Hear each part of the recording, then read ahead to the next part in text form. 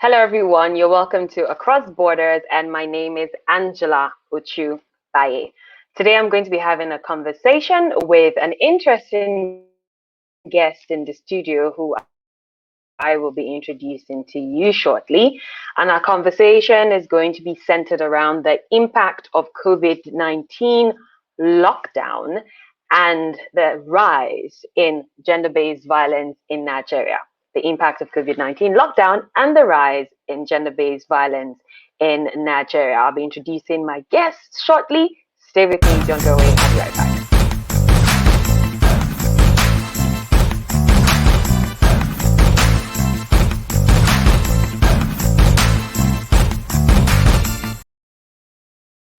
Okay, you're still watching Across Borders with Angela Ochu-Baiye. Now, my guest is Dr. Nafisatu Hayatudeen. She is a psychiatrist in one of the 8 tertiary mental health facilities in Nigeria, and specifically the one in Kaduna State. She's also a 2019 Mandela Washington Fellow like me, so I call her my MWF sister. She's in the studio, and I'm going to be bringing her shortly to have this conversation on the impact of COVID-19 lockdown and the rise in gender-based violence. And that is Dr. Nafisatu. Hi. Hello, Jella. It's nice to see you. It's good to see you as well. How are you doing? Well, managing, I would say, considering everything, we still have to go to work and, still live Oh life. So, yeah. Yeah. So, do you mm, go? Do you use the shift method? Like, are you always at work every day, or you got some shifts? yes, we basically rotate, depending on when you're Hmm. on call and things like that. So, but we go to I work, see. like Yeah, any other health you're worker. you're you're part of the essential health workers. But it's interesting that Yes. whenever. But how do you feel though? Like, whenever they talk about health workers being, generally when they go like, oh yeah, let's thank our health workers because they're in the front line, dealing with COVID-19. Do you feel like we're not part of those kinds of health workers, or do you see yourself as part of them? Well, yes, I think I would say I feel part of, the health workers in the front line because many people get to Hmm. actually stay at home, not have contacts with individuals. They maintain social distancing. However, for health workers, you Yes. don't really have a choice. And for us in mental health Yeah. care, we know that even cases that may seem like cold cases, if you don't attend to them Hmm. now, they would end up becoming emergencies. And when they Fair become enough. emergencies, people may behave irrationally and expose far more Mm. people to, the I COVID-19 know. and then many other problems. So we, Yeah. I feel appreciated as well. That's awesome. Okay, so you Thank are you. a psychiatrist. You see, I made that mistake again, which is Yes. why I need you to help bring some clarity. Like, Clarity between the what two. is the difference between a psychiatrist and a psychologist, and possibly another therapist that is Um, still involved in the mental health field? What's the difference? yes. Well, a psychiatrist is a medical doctor that has had special training in mental health care. So we go through, a more rigorous training, if I may say, where you address issues from biological management to psychological management, which is basically like talking treatments. So, but a Hmm. psychologist is a it's like a subsection of what a psychiatrist does.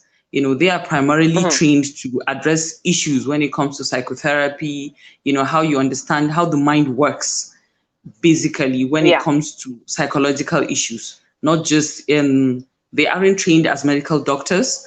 So issues of, Hmm. prescription of medications and then, how you attend to some other medical emergencies are not really the scope of the work of a psychologist. So if I think that's just the simplest difference I can think of to Okay, explain right now.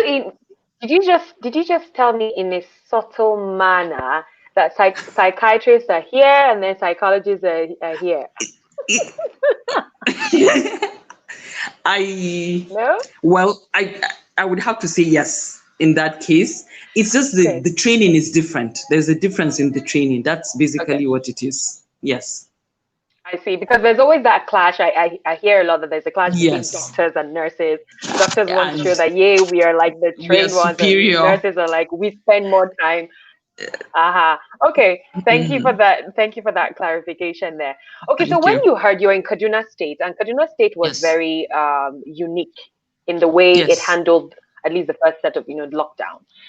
So True. when you heard that you were going to be locked down for 30 days, Yes. as Nafisa, not as Mm. the psychiatrist, Yes. Yes. what went through your mind? Like, oh my goodness, 30 days in Kaduna State. What was your take on that? I think the first thing that went through my mind was, how do I cope with the kids at home for 30 days? Excellent. Day in, day Mm, out.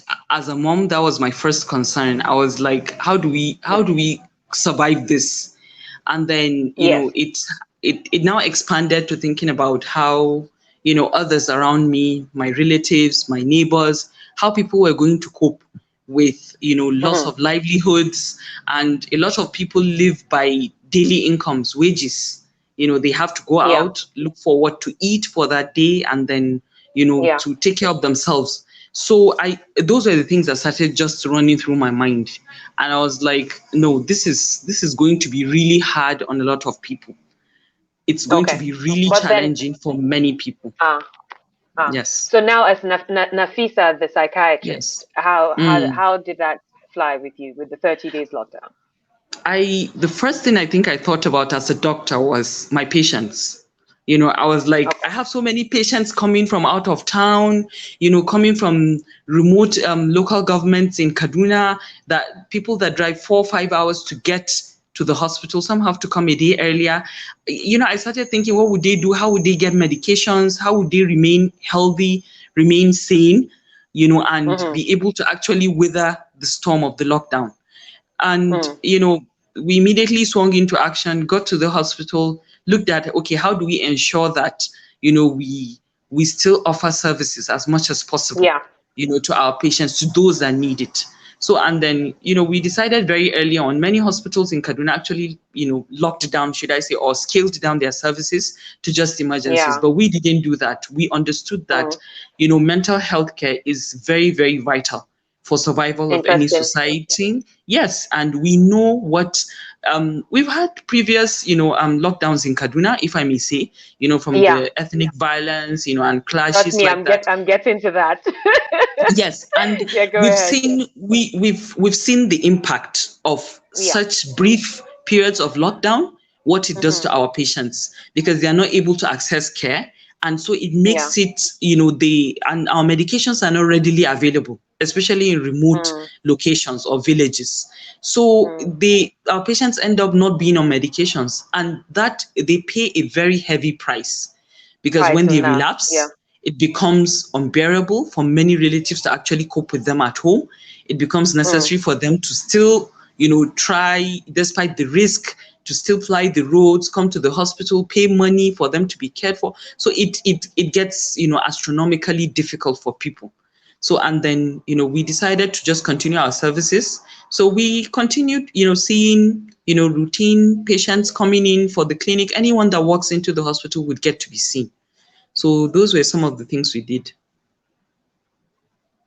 Oh, Hello?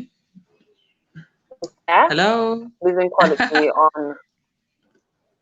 Yes. Hello? Okay, you're back. I can see you now. Yes. Yes. Okay. Thank you. Okay. So here's the thing. It's interesting you said that, because just when you were speaking, we got a comment on Facebook by Tomi Ademoko. Yeah. And Tomi is saying Yeah. that mental health and psychological support is viral. I think Yeah. she meant vital there. And it's Vital. needed Yes. now during, yeah, and it's needed now during the post-COVID-19 pandemic. As a public Yeah. health doctor, it is quite concerning how mental health issues and GBV is being overlooked in this crisis, especially affected the most vulnerable women and youths. Okay, so kind of like a question she's asking, and she's saying, Yeah. great discussion topic and well Mm. done to the panelists in Kaduna. Thank you, Tommy, for your comments there. I Thank you. appreciate you. And to those still watching on social media, please feel free to post your comments as well, or questions that you'd need answers to. So looking at what Tommy has just said right now, plus what Yes. you said before, it made Yeah. me think about what our government had in mind, or what all forms of government had in mind when they considered, let's go for the lockdown. Do you Mm. feel like the only thing they may have considered is, "Oh, if we do this lockdown, it's probably going to affect the economy, just the monetary aspect of people making money or the business," and not Yeah. really seeing how it would impact different aspects of our lives? Do you also Yeah. feel like they should have considered it? Even if they considered it, would it have changed anything? Was the lockdown so paramount, Yeah. or so important that it really did Yeah. not matter, we shouldn't consider anything else? I know I've asked you three questions at the same time, but I'm sure you can I you go understand. I better. think I think at the Yeah. beginning, if I think at the beginning of this crisis, when we were having the cases coming on and then seeing how the global community, in Europe, in America, how the developed countries in the world, if I may say, were battling with, Hmm. containing the COVID-19. I think at that Yeah. time it was the most, how would I say, the best decision the government could have made at that Uh-huh. time to implement the lockdown, to put in Hmm. the sanctions, to enforce social distancing and things like that. However, the irregular implementation or enforcement of the lockdown have led us to where we are now. We know that, Mm. especially Kaduna, I would commend the governor. He had really made a great effort to actually contain the whole issue within Kaduna. But because of interstate travel, despite closure of the borders, we still have people moving from one state to another within, Mm. the country. And this has contributed to community transmission, which is what we're Yeah. battling with right now. So I, Mm. I understand the government's perspective, when the lockdown was implemented. However, Mm. it was not a sustainable plan. You Yes. understand? It was not a sustainable decision. Either Hmm. way, somehow we would have to look for some other way, because people cannot continue like this. The Yeah. impacts are not going to be evident now, from what I Hmm. think. I think it would come later, after the Mm. whole, crisis, the pandemic. We're talking about gender-based violence now, here in this forum, Yeah. but the psychological consequences of the Yeah. losses of, this isolation, social isolation, loss of job, loss of livelihood, so many issues, both from the illness, from the COVID itself, and the measures that have been taken. Now, these are Interesting. going to, yes, this we see this as going to be likely traumatic to a lot of people. Imagine Yes. if you've had, you contacted the COVID-19, you go through, the severe form of the illness, even though it's, Yes. just like 5% of people that are contacted actually develop the severe symptoms, the fear of dying, the fear of, so many things. It can be very, very traumatic, which can have Yeah. enduring consequences on individuals. Now, this is looking at the people that contacted the illness, and then not to talk of the other social Mm. problems, Th- insecurities, and things like that. Yes. yeah. Mm. So, Thank you. So as a psychiatrist, right? yes. Can you tell? Okay, you were about to say something else? No, no, no, I'm with you. I'm with you. Okay, okay. So as a Yes. psychiatrist, what can you tell me about um, gender-based violence in Nigeria pre-COVID? As a Yeah. psychiatrist, pre-COVID, Yes. and I'm Yeah. probably trying to see how maybe there were certain cases that you got to deal with that was linked to gender-based violence. Maybe a patient who was having certain issues. So what can you tell me about it pre-COVID? Pre-COVID. Well, Yes. I think it's it's a problem that many people don't want to talk about openly. It's been gaining attention lately. it's very, very common. I think about 30%, minimum of 30% of women have actually expressed that they've, experienced some form of gender-based violence in their lifetime. Okay. Now, these are statistics that are quite frightening because Mm. the common ones that are known are physical, abuse when there's, physical violence. Other Yeah. forms of violence, from sexual violence, verbal violence, verbal abuse, emotional abuse, deliberate neglect, refusing to provide for Yeah. a woman or for an individual. All these are forms of gender-based violence. Now, these Mm-hmm. are things that they cause trauma. And as a mental health expert, we see trauma like on a daily basis. It's every Mm-hmm. day you see it. It comes in different forms, from, a person having traumatic events in childhood, a large number of which would be gender-based, for especially for women, and then Mm-hmm. from, even males, even male adults. We have very high cases of, male sexual assault on Mm-hmm. boys. These are all factors or issues that some of them are not really addressed now, but Yeah. in years to come. I Mm. recently had a patient that we had to, a young lady that was sexually violated by an Yeah. uncle who she Wow. couldn't say anything because she still lived with that uncle. She there couldn't say anything. And especially in our culture, Mm-hmm. it was abominable to think of something like that, but it happened to her. And this lady came to us with social phobia. She just could Wow. not, she couldn't even talk in class. Her academic performance was declining. She couldn't interact with males, especially because of the trauma she had gone through. Every male she comes in Mm. contact with, she thinks is going to assault her, like, Oh, goodness her, me. yes, the perpetrator had done. So we are still dealing with, it took a lot to Yeah. get her to be comfortable enough to even say what actually happened. So, Happened to and her. this was So exactly, and this was pre-COVID, like you're saying. this was far pre-COVID. It Yeah. took the girl minimum of 10 years to be able to actually admit it openly to Wow. anyone that this had happened to her. This Wow. is pre-COVID. Now, look at circumstances where you, she does, if an individual like that doesn't have any escape, cannot go to school, cannot go to work, is always in the house with the same perpetrator. Now, what does that mean? That means Yeah. increased Yeah. contact, increased likelihood, Yeah. increased chances Mm-hmm. of, and then no help, nowhere for the Mm. person to run to, no source of, Mm. help or respite for that Yeah. individual.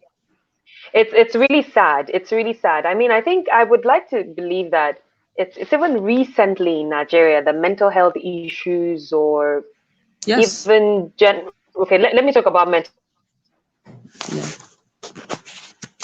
People are even taking mental health issues Yeah. seriously. Never Yes. really looked at as an area of our health True. that we should even True. consider. Now, when you link mental health to the aspect of gender-based violence, Yes. it's even another thing.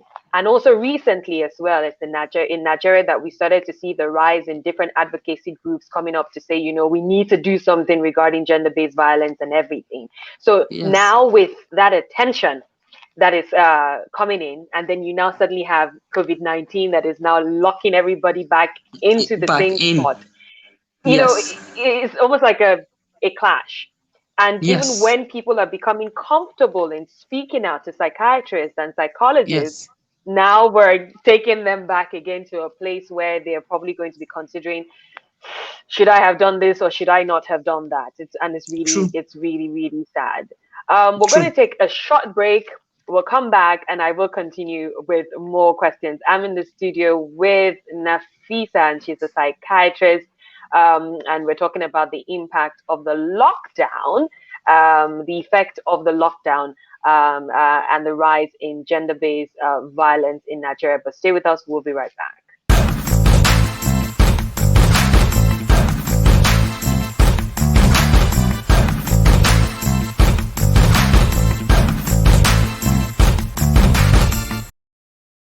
Okay, this is still Across Borders with Angela Ochu-Baiye. Feel free to post your comments, contributions, questions on Twitter or on Facebook, yes, where we are broadcasting live. Remember that we're going to be posting this video as well on our YouTube channel, so that if you are not watching live, you can still watch alongside with others that are not live later on. Okay, Nafisa. Um, Yes. I like to look at, so with this cases, for example, that happened even pre-COVID and now. Can I look? Can I? I would like to ask. How did we even check? Um, hmm, how did we test, or how did we know in general that there was a rise like happening in gender-based violence in Nigeria?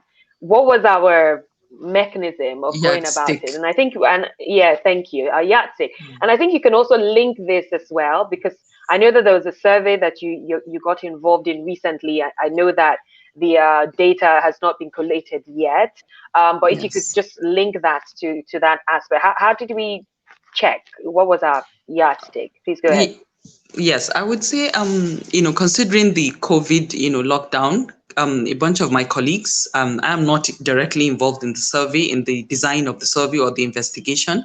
Um, Mm-hmm. it just came from, like most scientific research, come from, general reports or observations in society.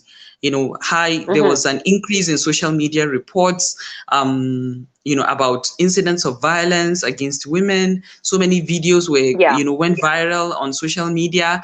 And then, it became really important to actually see, okay, can this be statistically and scientifically, factual? Let's actually get Mm-hmm. the statistics to know, is this really higher than what it was before, or is it just that Yes. people are now reporting it more? Is that what the Mm, difference is? So, and I think mm. that was what informed the design or you know the development of that survey that is still Okay. currently, ongoing. We're still hoping to get more Mm-hmm. data and, get more people to fill in the questionnaires and the survey, so Yeah. that we can, have more So representation. give me like a tip on some of the questions that was probably asked.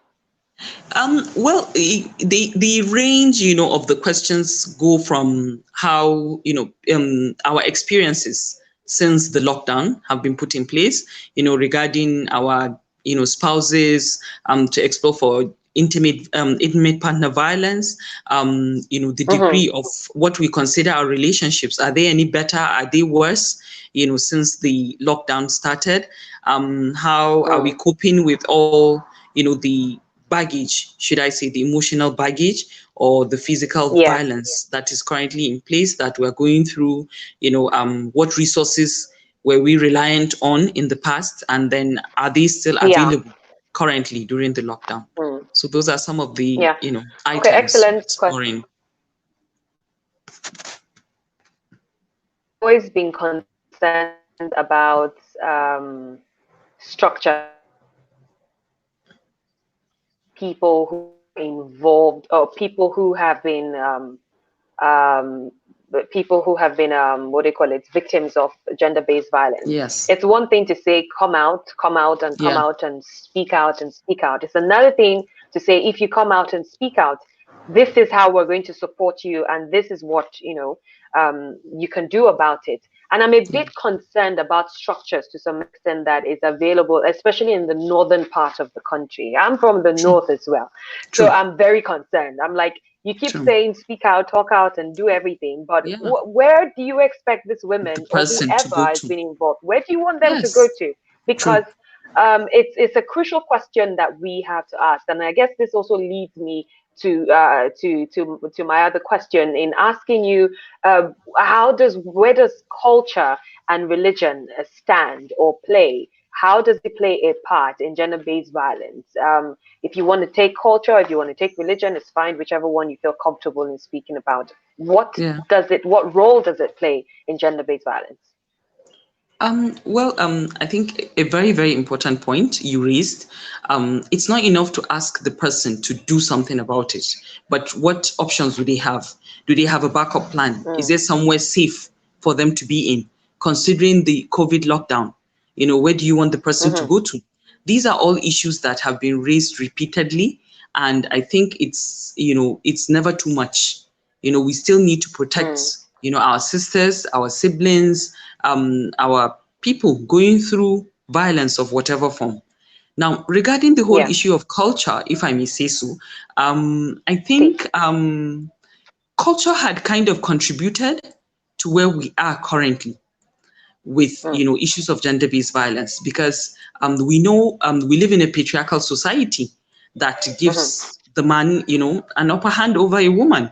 Fine, it's okay, but Okay. why should why does a man need to be violent to enforce his rule over a woman? Yeah. Why must one individual enforce your rule over another?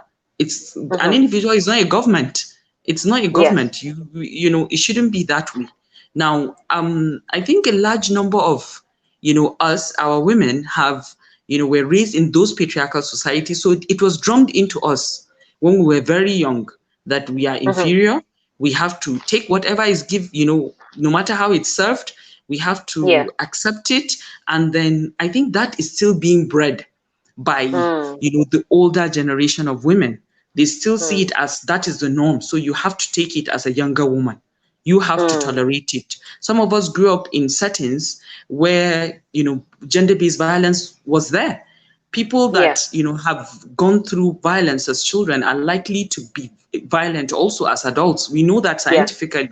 So, Mm-hmm. when a person grows up in that kind of setting, it's like you don't know any better. So it becomes the second norm. Yes. I think that's the scope of what I would want to say about the culture. Now, we have Okay. some cultural practices that were very beneficial, but I think with is it modernization or westernization or what is it? I really don't know. Yes. We've lost touch of things like that. I know in the past it was the norm for when you marry off your daughter to somewhere far Mm-hmm. away, you would still check in from time to time. You would True. go impromptu. You would go to to your daughter and check on how she's faring. You want to Yes. see whether the husband is actually taking care of her well, whether she's Mm-hmm. comfortable, whether she's happy. Now, I think practices like that have been lost over time, maybe from Yeah, but fear of. if I may say, I agree with you that Yes, that did happen. But when it did happen and they saw that something was going wrong or something was off, yes. what did they do then about it? Well, from reports, what I know about the culture is that in the past, when parents who were responsible actually saw things like that, they would take measures. They would definitely take measures to protect or at least defend their daughters. I am personally aware of cases where, Mm. the fathers, especially the men, would actually forcefully take their daughters away. They would go to that extent, Mm. report the husbands to their informal authorities, like the traditional leaders, the Yeah. community elders, to see something is being done. And then if comes to shove, they would actually welcome their daughter back home, would take her back home just to protect her life. So Yeah. practices like that, I think, have been lost over time. The Yeah. same way So we what have do you think changed? Yeah. Yeah. So why moral do you think so? decadence. No, I think it's a general thing. It's a general thing about morality in our society. People are, should I say, just don't really care anymore. Everybody is on his own. You deal with your baggage. Everyone is going through their own problems. Poverty Yeah. has contributed to it, because it's when you're financially buoyant that you'll be willing to bring back your daughter home and take care of her. A large number of girls that are married off, especially I at a agree. young I age, agree. have, yes, it has a relationship with finances, with income. When you have Mm-hmm. so many children, you don't know what to do with them. You want to get rid of them as soon as possible, so that you can have one Mm-hmm. less mouth to feed. So for the To feed. males, they are sent for education in quote, maybe under the guise of almajiranchi, and then for Yes. women, they are married off. The girls are married off early. It's all tied to poverty, to poor education, to our standards in society generally. Yes. So now with COVID-19 coming in and this Yeah. lockdown, and we're Yes. seeing an increase in gender-based violence. I believe there's a comment that came through right now. I just wanted to read a a bit of it. And that's from Kevin. Kevin Korba is saying that Angela Ochu-Baiye, I delivered training sessions on conflict management and domestic violence. And domestic violence was one of the conflict areas I picked up on, particularly since the lockdown began, and the escalation has been worldwide. That's the part I want to read for the purpose of this. That Yeah. this is general. It's not even in Nigeria. It's not Northern No. Nigeria to Africa alone. It's Everywhere, global. wherever It's you had, global. fantastic. It's global. Which leads me to this question. There was this Yeah. study. Okay, I wouldn't say it's a study. It wasn't a study. It was more like talk that came up, and even I remember that different people were writing about it. Media personalities equally talked about it on TV channels and social media and everything. And it had to do with the impact to some extent of the lockdown and how it was actually bringing people to focus more on their families. And so Yeah. the thing was more like, oh, it's a good thing that we have this lockdown because now people are focused on their families and now the family is going to be stronger and better. And I'm like, Yeah. why are making that assumption? Right? Yeah. Clearly there's going to be some people that their families will be stronger and better. But there were others as well who, That because there would be was no worse. lockdown, were yes, and there were, but there were other people Yes. who that because there was no lockdown were even able to manage themselves because they had a bit of space to go out and then come Yeah. back in and knowing that okay, I'm going to go out again. So Yeah. so there's a general rise everywhere, and I thought I really wanted to find out from you as well if you felt that the lockdown was really helping families or not really helping families, or it really depends on the kind of family you had before anyway. And this Yes. might help, or I don't know, what are your thoughts? Yes, I think these are some of the things that gave birth to the survey we discussed earlier with you, because in that Okay. survey, the investigators looked at what your life was like, or should I say, your relationships, in the home. What were they like before the COVID, and then with Mm-hmm. since the commencement of the lockdown.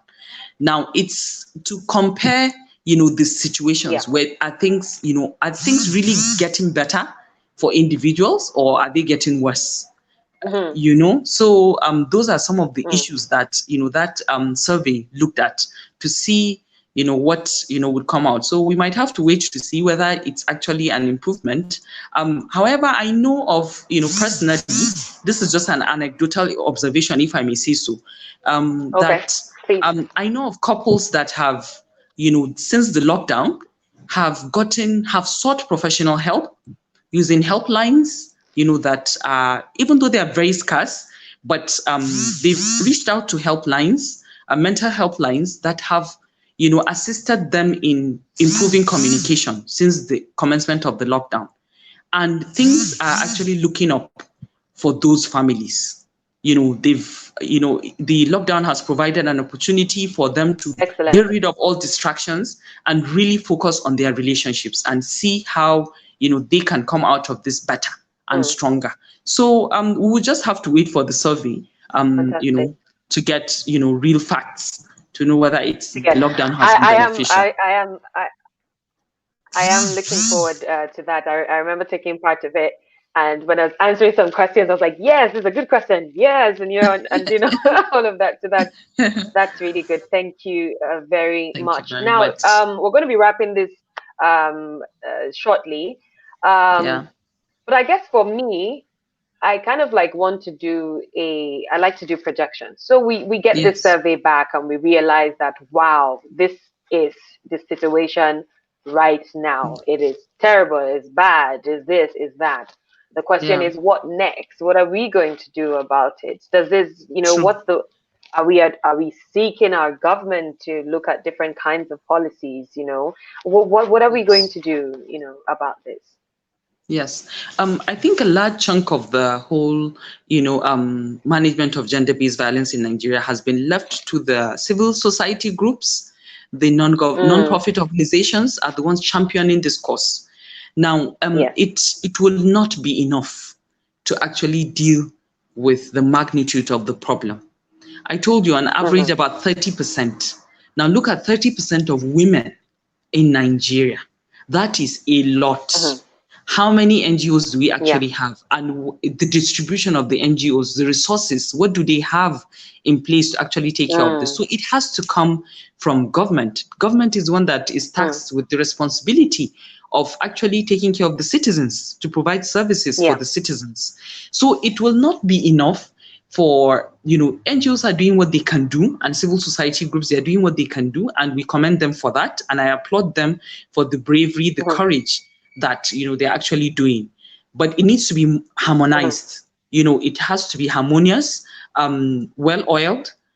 All stakeholders. That means from religious Yes. leaders, traditional leaders, parents. The men especially, they need to be involved to be able to champion Yeah. this cause. Then This even the causes. women, Yeah. exactly, even the women, how many people actually know that some of these practices are forms of gender-based violence? How many actually know? True. Especially in rural communities, they are Mm. not educated. So it's not just, you look at, you want to just fight for women that are being abused, but you need to protect or prevent even those that are not being abused. We need to devise means of protecting them from, getting into relationships Mm. where they would experience gender-based violence. So my Yes. point would be, my advice would be to the non-governmental organizations to bring themselves together and then liaise with all relevant stakeholders, lobby our representatives. We have senators, Mm-hmm. we have representatives, we have women in these chambers, even though they are, we're grossly underrepresented. But Yeah. Yeah. we need the women in government. We need the women in power Mm. that have the abilities to lobby and influence change, to put Yeah. in policies in place In to place. protect women. It's interesting because yesterday we on Across Borders we had a conversation. We were actually looking at the 16th of May, which is World Day The- yeah. of the World Day of the Boy Child. Yes. Yes. Yes. um, and looking at how it was celebrated in Nigeria and everything. And a major thing, I mean, part of the theme was on mentoring and Yeah. letting the boys and men equally know the role that they play in creating a True. peaceful society Society. and empowering them, as well. It's interesting that part of the comments you made at the very beginning of this show was yes, the male or the men might have more power or as a result of the fact that they're leaders and everything in their homes and all of that, but that doesn't mean that they should use that power to inflict pain or harm to Um, people that are maybe subordinate to them or younger to them or whatever. That you have that power doesn't mean you should use it for evil, but you can yeah. equally use it for good. For good. So, Yes. asking you now, question as to how this survey is going to help at least some form of policy regarding how the government and other groups of people can come into the space of ensuring that gender-based violence is limited to the barest minimum, well, worldwide and of course right now in Nigeria. Where would you say is the place of the boy child in Yes. this? Yeah. Well, I think, as we are currently in the society as adults, what we are dealing with now, as far as gender-based violence is concerned, Mhm. is damage control. That's what we are doing right now. We are trying to see those that are already, experiencing the violence. Yeah. What do we do? How do we help them? How do we provide escape mechanisms for them? And then how do we ensure they are protected and things like that? That's what we are doing currently. Now, for the boy child that is growing up now, Mm. it is our responsibility as parents. Almost every boy child is raised by a woman. Every boy child is raised by a woman. Yes. Anyhow you look at it, it's either the mother or the Mm. stepmom or the grandmom. There's always a woman involved. Now, a woman can become Yes. the mentor that the boy needs for him to understand that for him to be respected, he needs to respect a woman as well. And there would be no Yes. need for violence in order for us to live, a mutually respectable society. So Yes. I feel that it's still with us. The solution is still with us women.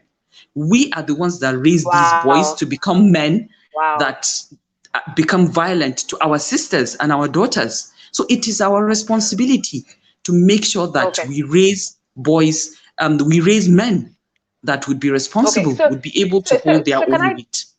Okay. So Yes. can I throw in another twist to this? I Yes. know you were not part of the guest as of yesterday, but there was Yes. something that was discussed, which Okay.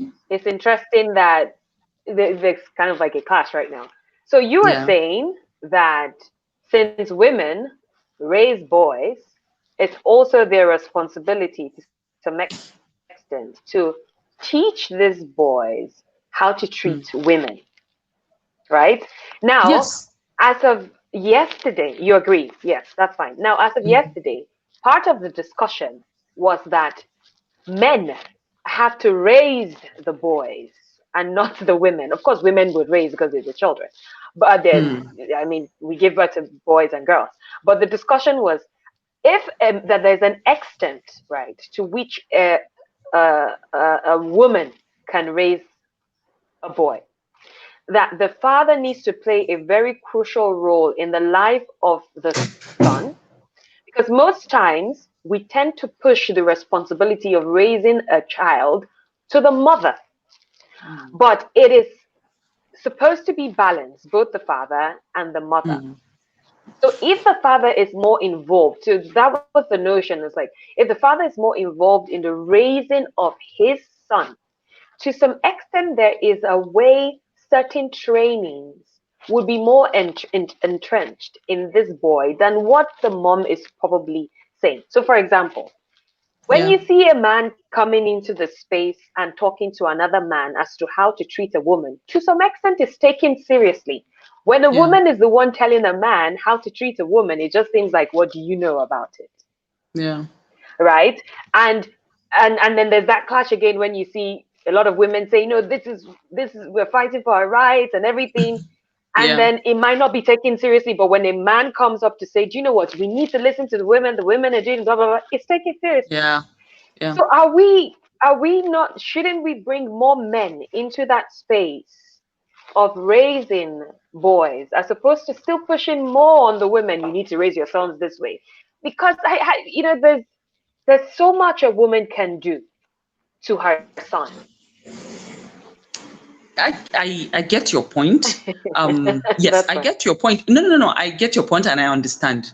As mental health experts, we know that having a balance, of roles between the mother and the father, is very important for how a child turns out as an adult. Um, why I still say Hmm. it lies with the mother or with the woman is the choice of how you raise your child starts from the choice of who you marry or who you have the child with. It starts from that. Mm, I agree with you that hmm. when a man, tells a boy this is the way it should be, it carries more weight. It's more likely to, have how would I say, to be regarded as this is the right way it should be. However, in dysfunctional Hmm. families, which are usually where you find gender-based violence taking place or violence against women, Yes. when you have that level of dysfunction, do you still expect that man to still tell this child that, okay, don't beat your wife when she misbehaves, don't Fair insult enough. her, when he is Fair doing the enough. same thing in the same setting? You Fair enough. understand? Okay, So, so I'm going to give you another side to it. I'm going to give you another side to it, which is this. Clearly, okay, I agree with you that we can't expect the father who is already, yes, causing the abuse to this woman to yeah, tell the son not to do it, yeah, right? But here's the thing, because the mother as well. So why? Because we know that um, when a child sees the father abusing the mom, the chances of the child doing the same thing as well to his own wife is yeah, high, very high. right? Yes. So is very high. So telling a woman to speak to her son. So okay, this is the question. The question is, if a woman still stays and still accepts this particular Yeah. abuse, right? Maybe because there's no way out for her, there's no structure, there's no system that would help her. Yeah. And then all she is saying to her child, right, or to her son is, don't do this to women, don't do this to women, but she is still staying there. What is the chance that he is not It going would to repeat actually, I understand. the That's yes, that's sending mixed messages. Sending mixed exactly. messages. When you stay as a woman, you're being abused and you still stay. Irrespective of how poor the structures are in place to encourage you, to support you, to make things easier for you to transit, if you Yes, are if you are dead, you will not find any respite anywhere. You will not be able to explore any options. So it's hmm, about, you still need to understand, as a woman, you need to understand this is about life and death. My life, I will yeah, only be yeah, able to be here for these children, or to help these children, or to, if I am alive. So the primacy of I see. self-preservation should be paramount. I get your point, and I True. understand your perspective about, a woman feeling she doesn't have an escape plan. She doesn't have a backup plan. She doesn't have anywhere else to go to. But Hmm. no matter how difficult it seems, others have been able to still do it. And once someone can do it, I believe anyone can do it. And especially if you understand that it's about your life. This is about your Yeah. life. If a woman stays in a union or in a relationship where there's abuse, no matter how much she tells the children, most of the time, what I have seen is the children develop resentment for the Yes. women. The Mm. women would say, I stayed because of my kids, but the And the kids kids will are not like, feel. yeah. Exactly. The kids would never feel that love or that sense of respect or value for the sacrifices she has made. So it still has to Mm. go back to the root of self-preservation. No denying, Mm. I agree with you, in situations or in households where you have responsible fathers. Yes, it's very, very important for the both parents to have a cohesive plan, a cohesive parenting style. And Yeah. that is why I still go back to the point of saying the training of a child starts from the choice of your spouse. It Fair starts enough. from that. It starts from that. Fair enough. So when you choose the right spouse, then you are likely to have a coherent and cohesive parenting style and plan. And that is when we can now raise boys, and we can now raise men, Mm. responsible men that would respect people, Mm. would respect women, would value women. And Mm. that is, I still stand by what I say. I know, people have Yeah. Yeah. Yeah. very Yeah. different Yeah. views and No, no, no. divergent views about this, but Yeah. that is what I think, and No, this. I'm happy with it. That's okay. Yes, yes, thank you. I'm happy with it. That's okay. Yeah. Discussion as of yesterday, we did not consider that, wait, this man that you were talking about might even be the perpetrator of the abuse. So how True. do you expect him Him to too tell now. his son not to True. do the same thing as well? Yes. True. Mm. Yeah. Okay. Thank And you. we have come to the end of the show. Mhm. It's been amazing. it Thank you it so much. has. Thank you very Um, much. and I think I would, I don't know how we're going to do this, but it'll be great to see how we can maybe do a part two of this when the Okay. results of that data has come up. So we Yeah. can look at how bad or how good it is, and Yeah. probably the next steps to take. But I'd like to give you the chance to say any final words, anything at all you'd like to say. Yeah. What I'd like to say is, we need to be our brothers' keepers, or should I say our sisters' keepers. This is a very difficult time for everyone. No, it's Yeah, true. And a large yeah, chunk of yeah. our support systems are missing right now. So Mm, if you know anyone going through violence of whatever form, this is not the time to, keep your space, or I don't want to meddle in someone's life. This is not the time for that. The mm-hmm, time might be mm, too late before you realize what is up. So once you suspect anything like that, I think we all have a responsibility as humans, for humanity's sake, to reach out. to the Mm. victims, or supposed victims. Offer help as much as you can within the scope of Excellent. what is available to you. And then there are helplines and other organizations around us that can come in and provide some level of support. So if you're overwhelmed and you don't know what to do, reach out to these helplines and then see how we can save one another. Thank you. Excellent. Thank you so much. Thank you And very on this much, note, Jana. I'm going to have to let you go. And of course, from me to you, thank you. I appreciate you coming on board. I can't Thank you wait for to have the having other me. show alongside with you. Keep safe in Kaduna State. And I will. my love Yeah. to the wonderful, wonderful health workers as well, doing great job in Kaduna State. My love to them as well. Thank you very much, Jala, for having me. Bye. Okay. Uh-huh. Bye. Take care. And that was Dr. Nafisatu. Um, yes, yes. Okay. So we're still live on Facebook and on Twitter. We just finished having the conversation on the impact of COVID-19 lockdown and the rise in gender-based violence in Nigeria. Clearly, there's been a rise. There's been a rise worldwide. But for the purpose of this conversation, of course, we're linking it just to Nigeria. And with the advice that was given by Dr. Nafisatu, please let us all be our sisters and brothers keepers, and let's keep safe.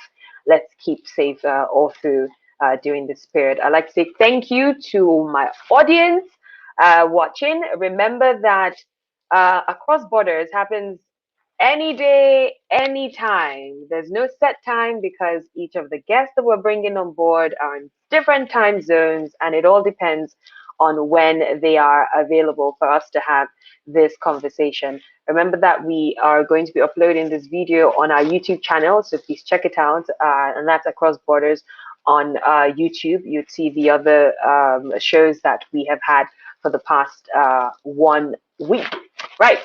So I'm wishing each and every one of you a wonderful, wonderful day, and click on the share button and share with your friends and family. Have a wonderful day and see you tomorrow.